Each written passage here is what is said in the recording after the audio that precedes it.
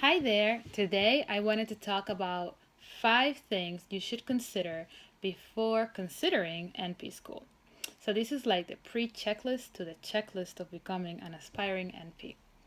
The first thing that you should consider is your why. Why do you want to become a nurse practitioner? Why would anybody put themselves through 2 years of torture or even longer sometimes and the ups and downs that come with it to then work full time or not sometimes, struggle to find a job, and perhaps start all over again as a novice. So that's a very powerful statement I just made. But why do you want to become a nurse practitioner? It has to be more than just making money. It has to be more than being independent. It has to be more than increasing and advancing in your career. It has to be something internal. It has to be the reason why you do the things you do. You have to either have a calling behind it all, because otherwise it's not going to hold up when you're in the middle of tests or you haven't passed your boards or you're struggling to find your first job. So finding the powerful why behind your decision of becoming a nurse practitioner is really important. How do you do that? It's got to be linked to something that it means or is meaningful in your life. So it might be your kids. You want to show your kids that you know what it's like to advance in your career, and want to have more flexibility of jobs and options in your schedule.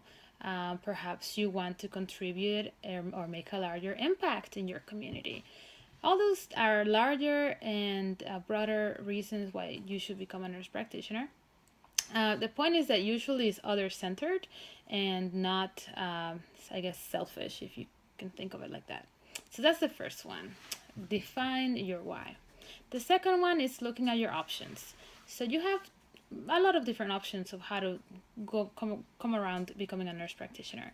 But the main ones are picking between traditional school or online college. So traditional school, you usually go to an actual campus and sit through actual classes and have some sort of groups and community that forms with that. Um, at online schools, you do not have the luxury of that. You do, however, can fit it into your busy schedule and can complete it in your own time. And you may actually not have to quit your job at the beginning and be able to get the bulk of your work or your classes done earlier. While at a traditional school, you probably will have to reduce the hours that you work, so it might mean more of a sacrifice up front. So, online school may be the way for you if you are um, very self driven, if you're very organized, if you can stay on task, if you don't need accountability from physical individuals to make sure you submit things on time. If this is your case, it is a good fit. If it is not your case, then or sometimes you may like the schedule. A lot of online schools, they have a shorter semester where the classes are only 12 weeks or 8 weeks in some of them. So it could be that you just like the setup better. Or they might just front load all of the classes and then do the clinicals at the end instead of combining both of them. In traditional schools, like I said, the sacrifice is usually longer.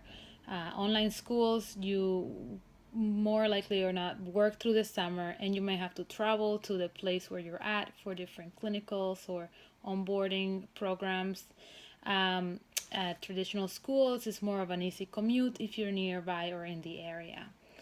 Um, the other, the third thing that you should consider is the clinicals. The clinicals is a very, very hard topic to tackle. Pretty much before you go into nurse practitioner school, you should have a pretty good idea of where you're going to do your clinicals. You're going to need close to 700 hours, most of them in a family setting, some of them in an OBGYN office, and some of them to make sure that you get exposure to newborns and pediatrics. And that's a tough one to do because a lot of the nurse practitioners that are working in a family office are already saturated, already are precepting others. Some of the other nurse practitioners may not be willing to precept because let's be honest, it's very taxing to go through a 20 patient day and on top of that, be responsible for someone's learning. And not everybody has the heart of a teacher either, and you don't want to be taught by somebody that does not want to teach. So, in my experience, this was a very, very tough thing for me. I ended up attending probably three different precepting sites. I moved to three different states. I had at the end licenses to Michigan, Indiana, Massachusetts, Florida, California, all in the hopes of my completing my clinical hours. It was a nightmare for sure. I did luck out with my clinical preceptor in Miami. She is amazing. We've actually continued to have a awesome relationship 4 years since. But to get to that, I had to go through a lot of other hardships, even take an academic hiatus and take a semester off. So it was definitely not easy. I would not recommend that path. So please, please, please, please already know where you're going to be, and check the link below if you don't know where you're going to be, and to know exactly what you're going to be getting into, because there are companies out there that help match you at a fee. So you have to probably factor that in your investment, which is my next question. My next topic is investments. Nurse practitioner school does not come by very cheaply, as you probably are well aware of.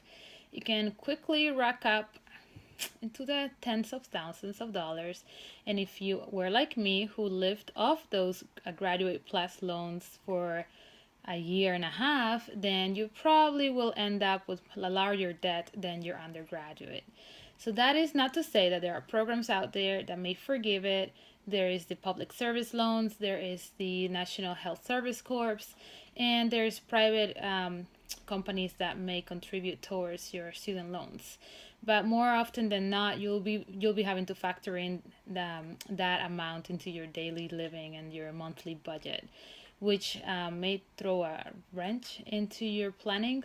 So just make sure that, if you do need extra money for housing, that is factored in.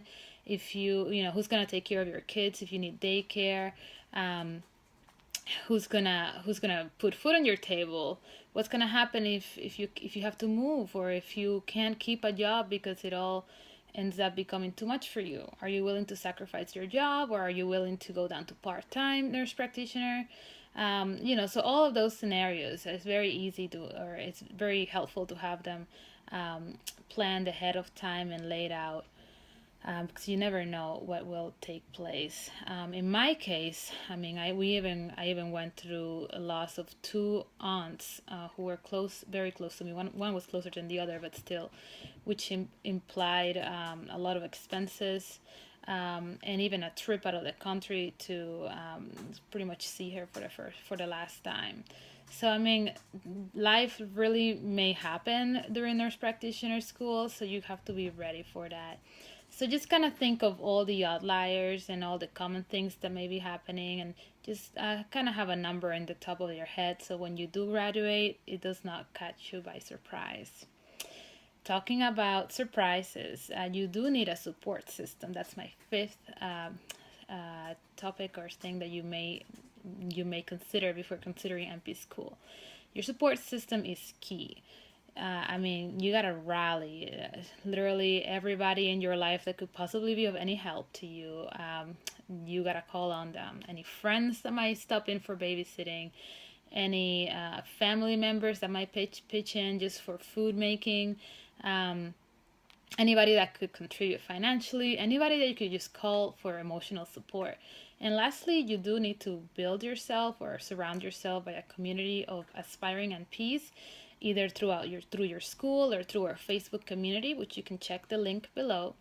Um, or just through any other groups or settings, other classmates, anybody really that is following this path. It is really a lonely road if you're doing it on your own, or if you don't know anybody that's doing it with you.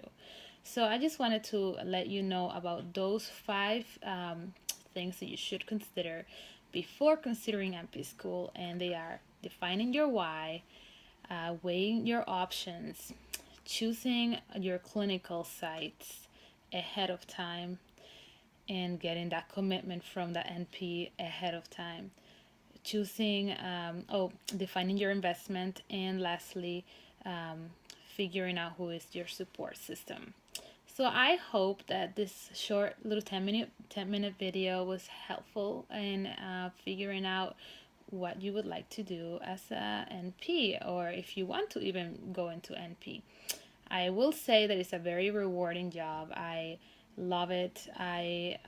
If I had chosen to do it otherwise, I probably would have picked a different setting where I could have, the clinical sites would have been chosen for me, but then I wouldn't have met my awesome clinical instructor. So life has a way of working out at the end, and I'm sure it will work out for you as well.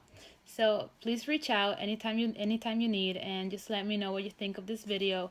And if there's anything else that's in your mind or any other topics you would like to discuss, leave a link or leave a comment either on the Facebook group or on this Aspiring NP Academy.